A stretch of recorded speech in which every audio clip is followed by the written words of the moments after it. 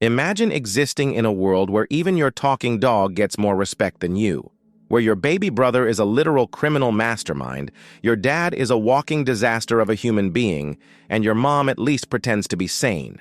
And then, there's you, Meg Griffin. If you've never watched Family Guy, here's all you need to know. Meg is the teenage daughter of the Griffin family.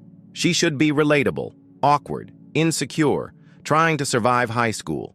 But in this universe, she's not just awkward, she's a cosmic punching bag. Every insult, every cruel joke, every scrap of humiliation in the show seems magnetically drawn to her. And unlike other cartoon characters, Meg doesn't bounce back with slapstick resilience. She just absorbs it, quietly, tragically, like a sponge for emotional abuse, except without the cheerful optimism of SpongeBob. Today, we're going to peel back the layers of Meg's life and show you exactly why it absolutely sucks to be her. Spoiler, it's not just bad, it's apocalyptically bad. So who exactly is Meg Griffin? On paper, she's the most normal member of the Griffin family. A teenage girl stuck in the chaos of Quahog, trying to figure out her place in the world. In theory, she should be the relatable one, the character you root for while everyone else is busy being insane. But that's not how it works here. Because in Family Guy, normal doesn't mean grounded. It means expendable. Meg isn't the voice of reason. She's the designated target. She's not quirky, clever, or even interesting enough to be loved ironically. Instead, she's the invisible glue that holds the family together by being the one thing they all agree on. They hate her.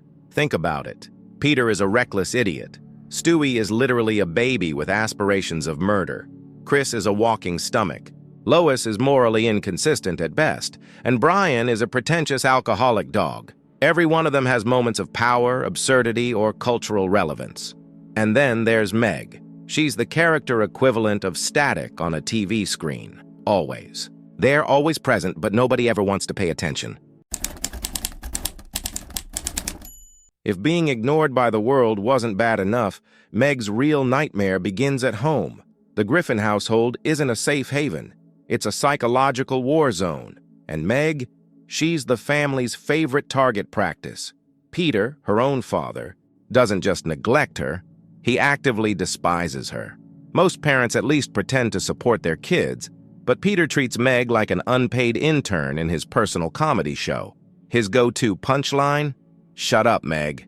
2 words that carry the weight of years of emotional neglect, delivered with the enthusiasm of a man crushing a child's spirit for sport. Lois, her mother, isn't much better.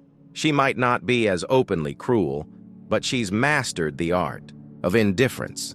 When she's not actively overlooking Meg, she's subtly reminding her daughter that she'll never be special. If Peter is the hammer of humiliation, Lois is the quiet drip of apathy that erodes Meg's sanity over time. Then there's Chris, her brother, who either ignores her existence or joins in on the mockery. And Stewie, the baby, he talks to dogs and builds time machines, yet somehow still finds time to insult Meg. This isn't a family dynamic. It's a circus where everyone gets to perform. And Meg is always the clown, shoved into the spotlight, laughed at, and discarded. Of course, you could hope that school might be Meg's escape. After all, plenty of teenagers live through miserable family lives, but at least find refuge with friends. Not Meg. For her, school isn't a sanctuary. It's just an extension of the nightmare. In the halls of James Woods Regional High, Meg is a ghost. But not the cool kind that haunts people and gets attention. She's the kind of ghost you don't even bother calling a priest for, because you'd never notice she was there in the first place. When she does get noticed, it's usually just to be bullied, mocked, or completely dismissed. Her peers treat her like background noise.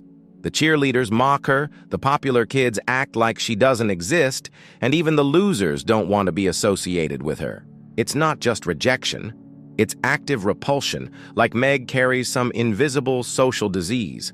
And when Meg does try to assert herself, to join the crowd, or even just speak up, the universe conspires to make it backfire. Her crushes humiliate her. Her friendships crumble instantly. Even her few fleeting moments of hope are crushed under the heel of "Shut up, Meg." In the hierarchy of teenage popularity, Meg doesn't sit at the bottom. She digs the tunnel beneath it, and down there, it's dark, lonely, and somehow still embarrassing. Here's where Meg's tragedy takes on a whole new level of absurdity. Every other member of the Griffin family gets to shine in their own twisted way.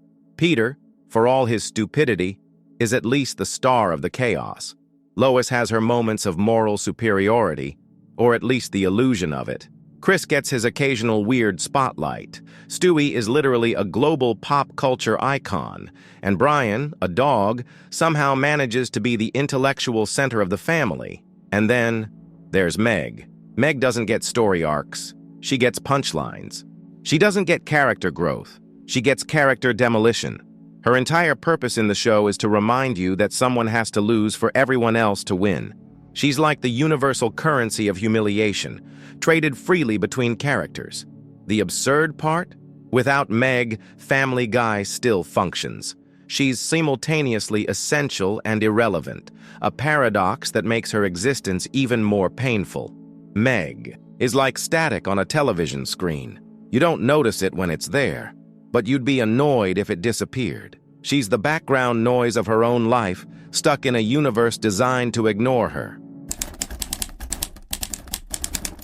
Living as Meg Griffin isn't just socially torturous. It's psychologically excruciating. Every day is a slow erosion of self-esteem, like sand slipping relentlessly through your fingers while the world laughs at your futile attempts to hold onto it. You might try to assert yourself, to demand recognition, to be seen as human. But the universe and the Griffin family have other plans. Imagine being trapped in a house where your existence is a running joke, then stepping outside only to find the same pattern repeated in every hallway, every classroom, every lunch table. Meg doesn't just suffer insults, she suffers invisibility punctuated by humiliation. It's a cocktail of social rejection so potent it could probably be bottled and sold as a form of slow psychological torture. And then there's the absurdity of contrast. Everyone else gets moments of triumph, ridiculous power, or absurd satisfaction. Stewie builds a death ray. Peter becomes an accidental hero or disaster king. Even Brian has the audacity to be a self-aware intellectual. Meg? She's the emotional sponge absorbing all the chaos around her. This isn't a teen drama. It's an existential nightmare. She's constantly reminded that her voice is irrelevant, her desires meaningless, and her life is a template for ridicule. Every episode she appears in is a fresh reminder.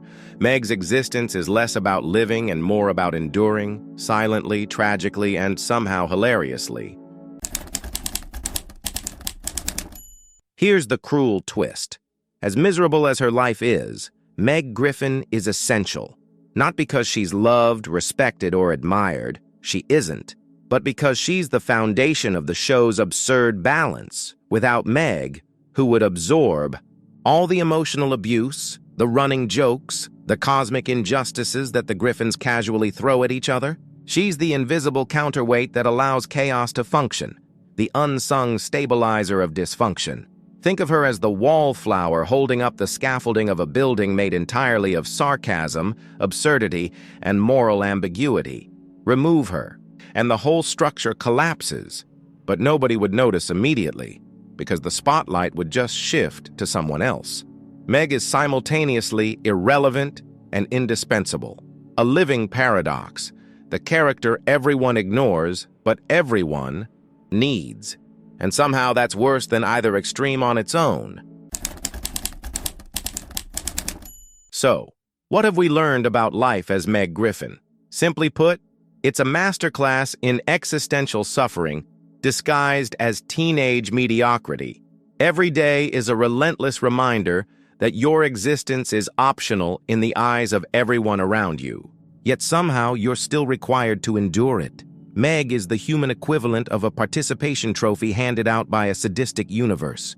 You can't escape her fate because her fate is the show, and the show never stops.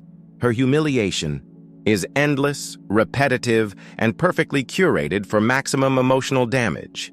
And yet through all this suffering she persists. She endures. She keeps showing up, because the alternative is simply being erased, and even that might feel like too much attention. Here's the metaphorical kicker. Being Meg Griffin is like starring in a horror movie where the monsters are invisible, the traps are emotional, and the audience laughs at your pain while refusing to intervene. You're never safe. You're never noticed. And yet somehow you remain necessary to the plot. In the end, being Meg is a tragedy wrapped in a sitcom, a cosmic joke played on a teenager who never asked to be anyone's punchline. So yes, it sucks to be Meg Griffin, but maybe, just maybe, that's what makes her existence so unforgettable.